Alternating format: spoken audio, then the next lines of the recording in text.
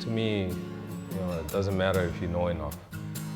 It matters if you want to know who you are. Nā moʻopuna Ae. o la hoko rere a laku. I have at least 4 generations that's doing the things that I believe in. It's not about catching a fish. Sometimes it's about catching a fish the right time. It's about catching a fish for a purpose.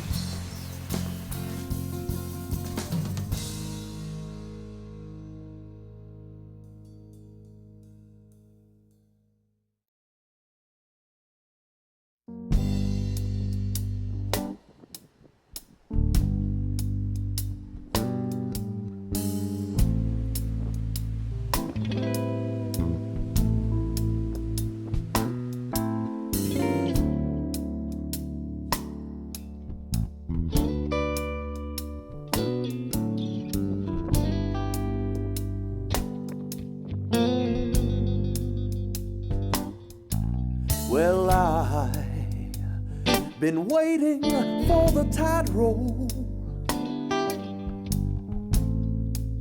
Think I'm going out today.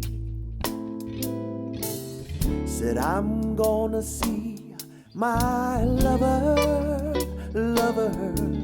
gonna wash my cares away. My name is Mac Poepoe. Actually, my real name is Kelsen. Mac came later on. After they saw how strong I was, they called me Mac. Don't you cry for me. My father is Raleigh Poepoe, Sr. He was born on Maui. Moved over here with his ohana at a young age. Settled on a homestead over here. Oh, the sea. My mother come from Manaʻi. She's Alice Kawanui. She got married to a homesteader, settled in the homestead. Today I live on the same homestead up here in Hoʻolehua. Very proud to be a product of Hoʻolehua, Molokaʻi. I'm gonna dance with my lover in the cradle of the sea. Say, blue lover, tell her to wait for me. See, I'm gonna dance with my lover in the cradle of the sea.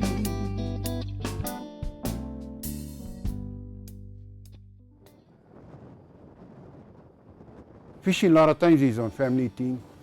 You see, it's not something that you just go learn out of the blues and then that's it, you know. I learned from plenty different people. From the beginning was my dad. I go fishing with him. I go fishing with my mother. I learned from all my uncles, everybody. They teach you just by taking you with them. And pretty much gotta watch them. So a lot of it is through your memory. They're not gonna tell you nothing what they're doing. They'll explain. And that's how you learn. And next time you go, they expect you to know. And they know because they're watching you too. The way you act when you go fishing, they watch you. You want good prospect, and they're gonna take you again. My grandfather's side of the family, on my dad's side, they were fishermen from McKenna. And my grandfather was, like back in his days, he was a known guy for being down Moʻomomi all the time. He catch fish, he feed plenty people. And that's what he was known for. And then again, I guess my dad, he became kind of like how my grandfather was. He became the guy always down there. He know all our spots. I never got to play with my friends, go out and do the things that most other kids used to do. I was either hunting or fishing, you know. I was brought up real different. You know, even how hard life I had, I cherish that time. Because looking at that and looking how I was going to shape myself, that played an important part in my life. And I'm glad I have that knowledge of fishing.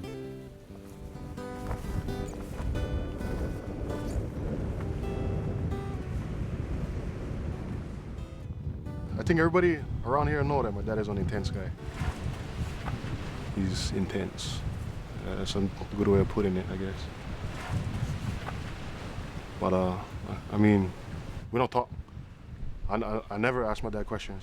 I mean, he never did really like sit us down and okay, we're gonna do this and we're gonna do that, and was just going. That's how we learned, just go. And just doing them over and over again. I don't know, I feel like in a way, since I'm the oldest, more was expected of me growing up. I kind of expected to pick up where he left off and stuff. Today, I'm my own man. I go and catch fish by myself. You know, I do all this stuff by myself. But when I stay with my dad, I still gonna concede to him. I'm not gonna go walk in front of him. I mean, if I see something, I'm gonna point him out to him. But he's still the Poe Lavaya in our family. For the guys that learn from a family, they learn your experience probably is a lifetime experience because it's just who you are. You're born into that. So that can stick with you forever. And I think it's a fortunate thing that we have today, and especially on Molokaʻi.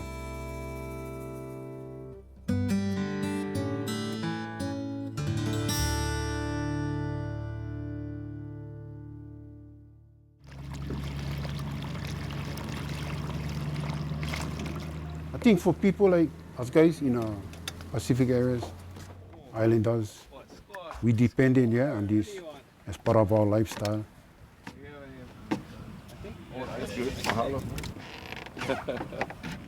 I think an outside influence, commercialism took hold of a lot of our people, so it wasn't just providing food for your family, but it was making money off of the resources. And that was how they was providing for their family instead of just depending on the resource itself. Today, it's as the resource is being depleted, it becomes more rare. And the more rare a resource becomes, the more higher the value of that resource becomes. So the more incentive of that person to take more of that resource, because now because it's so rare, I'm gonna make more money off of it. I see attitude change. It's the biggest negative impact I think we get going on today is the negativity. People not only be told what to do, they think they're beyond the law. Sometimes I think that way too, because I'm a traditionalist.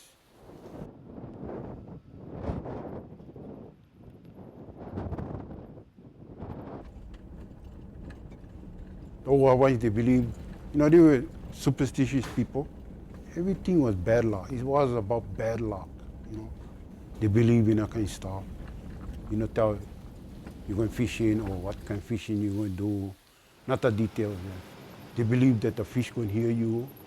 You can say you're going holo, but why should you talk about fishing when you're already going fishing? No talk about them. No need talk about them. It's kind of like showing that you already know what to do. You on it, No explanation, just going. So he said, "Oh, you probably gonna go down Ilio side." So I knew what to expect just by him saying that. When we go down that side, that's what we do. Bring tronet, bring your tabbies, leave my diving gear home. Because when we go down there, we don't go for dive. We go for either tronet or catch a lure.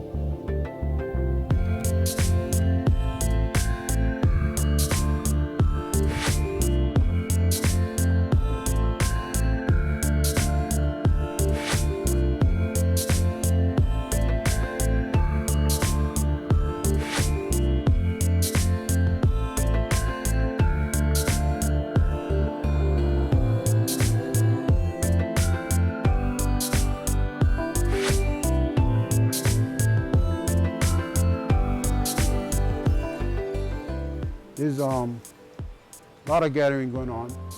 A lot of gathering, and it's gathering that is out of control. You can only take and put back. You gotta make sure you know how the thing will come back. So you're the one that can more or less manipulate that part, yeah? Where you can protect the resources so that the thing can regenerate, yeah? Now just take them and then you're taking stuff that you shouldn't, like the brood stock, you know? The brood stock is really important. That's why you saw Kaipo, you throw back the big fish. Yeah? That's what keep that species healthy. If the thing wasn't coming that big, you wouldn't know that the species is healthy. You go other places, it's hard to find them that big. But we still get them, you know? And we respect them, we throw them back. I mean, I never had to say nothing, he just did them on his own. You know? First thing, you look for that, they come out. That's part of what sustainability is about for us. If you go to one area and you still can catch ulua, this style, old-fashioned style, that show you that the ground is still good. We still get our predators out there in the mix with everything else wild, yeah. And it's still going on, it's flourishing.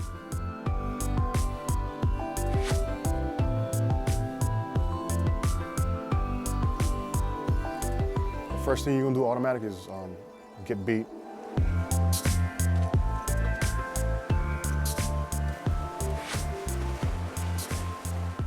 So you get your live bait, whatever kind you like. You like on hardy fish, though. You know, like soft skin, soft, like moi not that good. A little bit stronger fish, they last longer, they kick harder.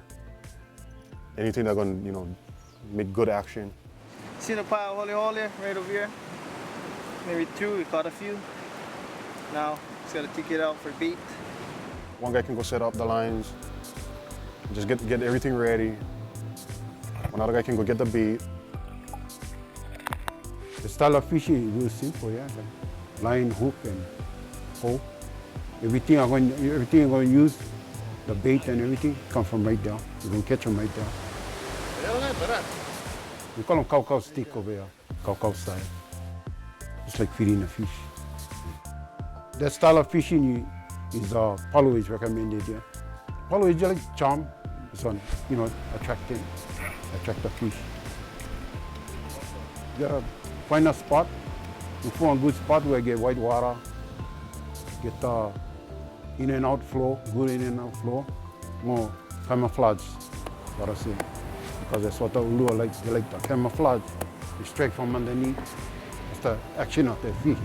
Understand how the fish operate, yeah, under the ocean. What are you looking for? What are you gonna attack? What are you gonna feed? So if you rather feed on something alive than something dead. That's all things you gotta consider. But once you get everything going, it's just a waiting game after that.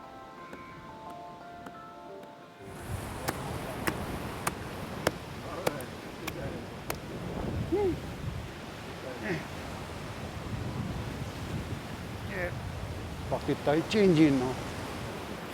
Not getting action, yeah.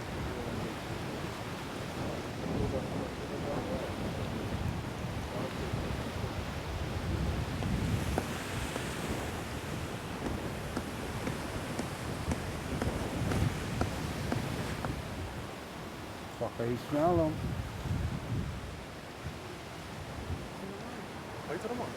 Hey, hey, hey. Hey, I'm not. Yeah. Yeah. Yeah. Grab him, Mama.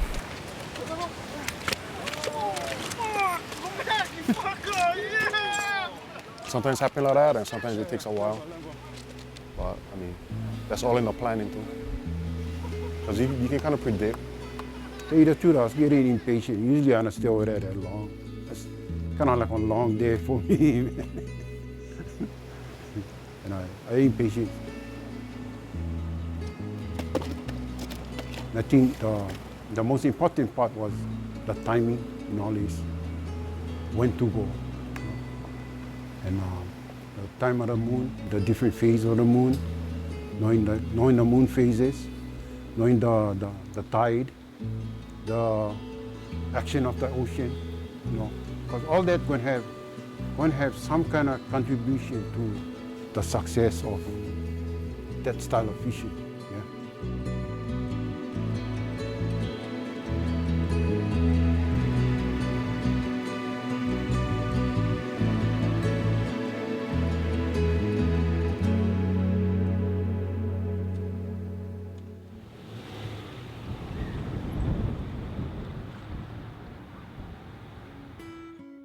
Today, you kind of take a lot of things for granted. Everything, in fact, take for granted, yeah?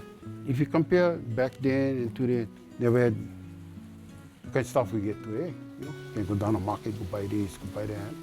Back then, they were, I don't know, it seemed like the people back during that time, they were more spiritual. And we were in tune with nature and all that. And they would maintain that balance. And was more a necessity for them to, you know, go out there and gather food. They were very, very strict about the equipment, yeah? Because they had to make them themselves. Never had store for go buy that kind of stuff. That was all made by hand. Today's generation, they don't understand that kind of stuff. Yeah, we lose our culture little by little, not realizing that we don't blame. We love to blame other people, but other times it's us too. They don't like carry on. Eh? Require work. Yeah. See the hair on the pot, you gotta, you know, patch them up. Net can last forever. You patch them. Our job, but a lot of pride going into it. You know, make the old people happy. You're happy somebody may continue to work. Although a little bit different, giving them material, but it's the practice that counts. You know, I taught a lot of people, I trained a lot of people. I think training is a little bit more, organized, yeah. Teach them on, not just on skill, but teaching them about a deeper knowledge. Yeah. I don't know, that's what I would consider training. Some people, you can train somebody for be this and that's it. But for fishing, when you train somebody, you gotta make sure they're gonna carry on something that's going to have lasting effects, yeah. And not just for themselves.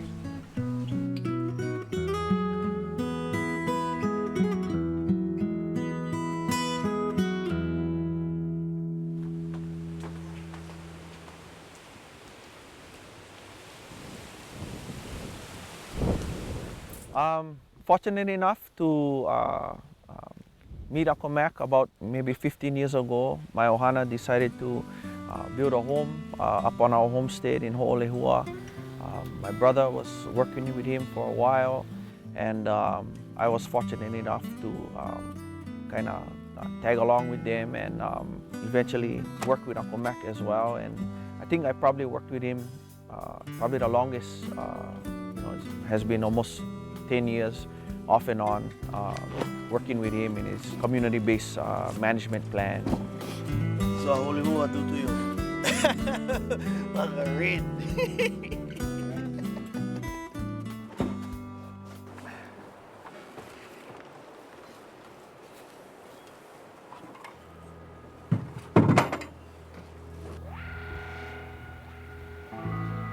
Today we went down to Kaehu and Kalani to monitor a particular limu that is an indicator of the seasons and the different timing of different species within the ecosystem down at Moʻomomi.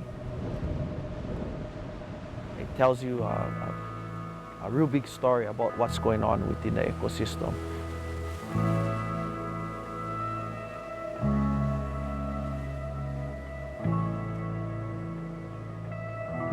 Don't tell me you saw this limu before.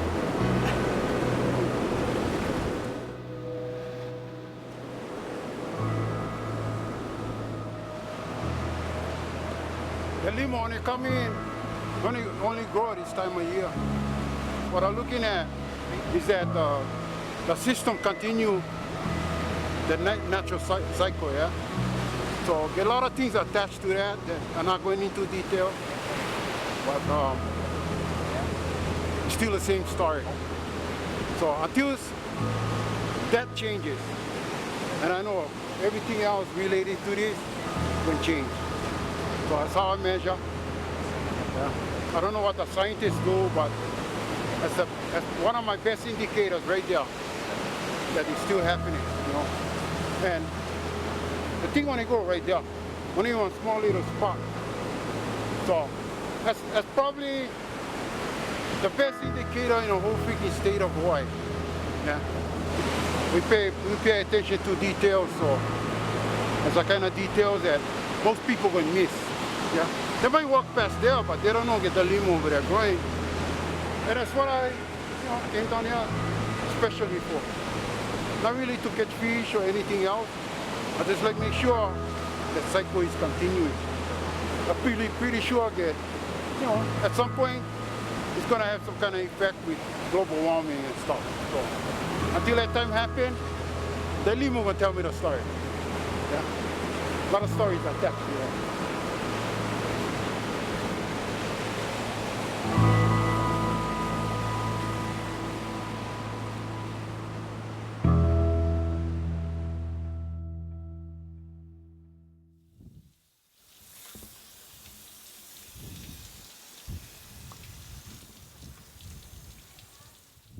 The thing about my dad is what he does is never about himself. Hey, pal. You good? It's never trying to, it's not for selfish reason. And, everybody don't always agree with it, but the thing he's trying to do is protect our resources, protect our place. That's the whole point of it. I mean, and it's not for himself. As for, my sons, so that they can experience what we did as children. That's the tail. I thought you said you wanted one tail. And they can experience what we have right now.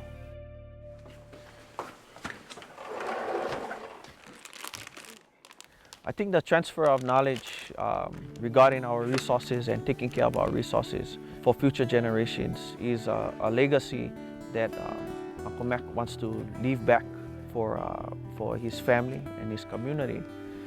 I think it's something that it's probably instilled not just in him but in his ohana as well. Whether they like it or not, I think it's just in the blood that that is like their kuleana to help to look at ways of carrying on the cycle and taking care of our resources. Hey, Bill, how you? Hence the name Poepoe. The circle continues. Heavenly Father, please be with us today. We thank you for everything that we have, and we're just so happy to be able to be here together. In Jesus' name, amen. Okay. Not everybody can say that, they committed their whole life to, understanding a fish, not just catching them because you can catch them, but, making that like that's your life. You understand the ocean, you understand the fish. You don't gotta go out there and pound. You can just go down to the beach and just cruise, and that's some good day for you. You can see the fish and be happy. You can walk away from them. That's what I think. Not much guys can do that. The easiest thing to do is catch a fish, but to me, Uncle Mac, he has taken things to, even further than that. One, you can provide for yourself. Two, you can provide for your family. Three, you can provide for the present time with your community. But four, even deeper than that, it's to look at providing for generations who are unborn. Usually Hawaiian style, you just pass on knowledge within your own particular family. But I'm fortunate enough to be one of his students. As far as the kuleana, as far as what knowledge I've gained through working with him, it's priceless for one thing. it's priceless because, you know, that's knowledge that I can pass on to my kids, and they can pass on to their children. But most importantly, it becomes something that is contagious throughout our community. You know, like my kids, I watch them, how they progress. And I get to think how the old folks used to think when they was looking at me, you know. So I look at my kids the same way, you know. I get satisfaction. Most of the kids today, they're still practicing what I taught them. Because I know them, I see them. And they only go when they need them. We all live in a small little community, you know. I know each and every one of them. And today still, and they make me feel good, you know. I did something positive, and hopefully they can teach that to their kids.